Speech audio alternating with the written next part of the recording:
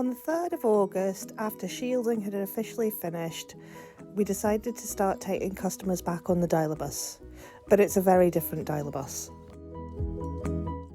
Even Angus, the official Dial-A-Bus mascot, has had to change his carefree Dial-A-Bus ways. Firstly with a visor, and then, in keeping with Scottish Government advice, a face mask.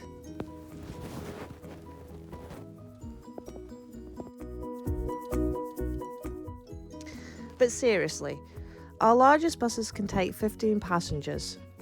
But in order to properly socially distance, we can only have 6 passengers, or 7 if one of those is a household. On the smaller buses, we can only take 5 passengers at any time. This means that we have to put on 2 buses where one used to do the job and 2 sets of staff.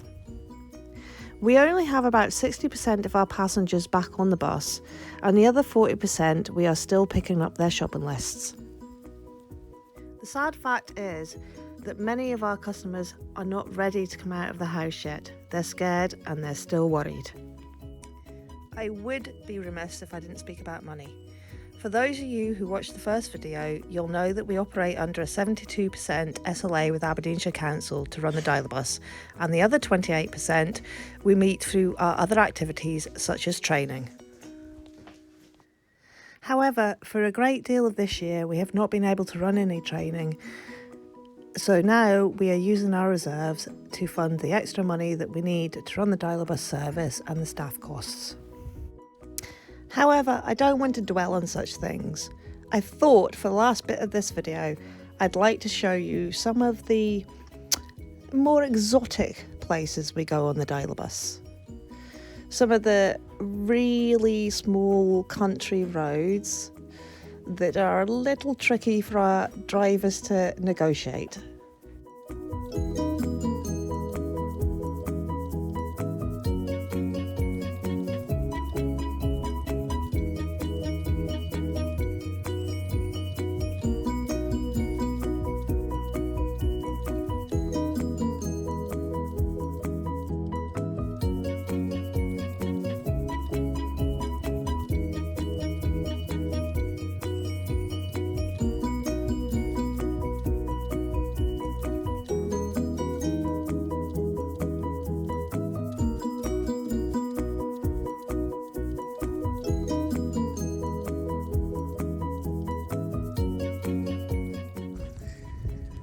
As I said earlier, restarting the Dial-A-Bus after lockdown has brought its own challenges to us, including the fact that Duncan and I frequently have to go out on the Dial-A-Bus ourselves.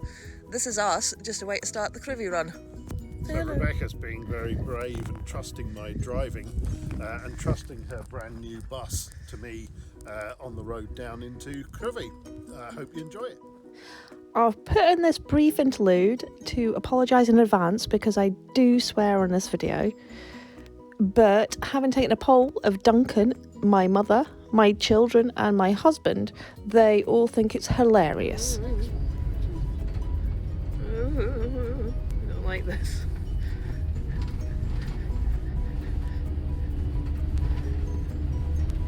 Okay, I'm really deeply uncomfortable now.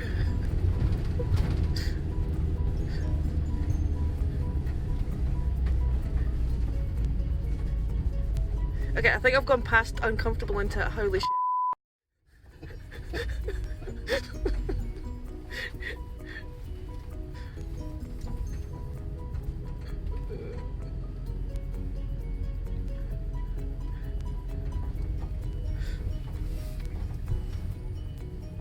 Well, if it's down here in theory, well, it doesn't practice, it doesn't matter. Wheels, wheels, wheels, yes, we've got wheels. I'm glad about that.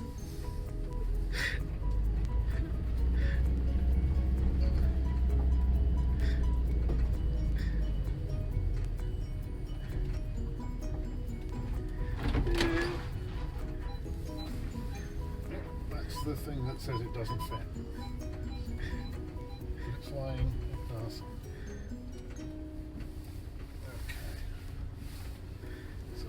Turn around at the end.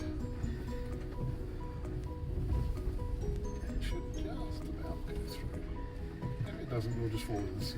It's not Okay, yeah, a that's problem. fine. Yeah, fine. Yeah. Okay. Whose idea was this again? Not mine. How much was this bus?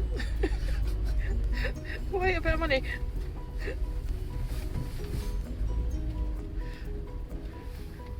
So I probably need you. So, apologies again if I offended anybody with my language, but I'm terrified of heights and I'm even more terrified of falling. But this is me looking a little more happy and relaxed at work, and I'd like to leave you with one final thought. The world has changed. The dial bus has changed. The things we took for granted are no longer there. We have to adapt and we have to thrive and we change in order to do the best that we can. The nights are drawing in, and here at Bamshire Partnership, we haven't stopped our little cheering up projects. This is the last one we've done, which was Halloween, and more will come for Christmas.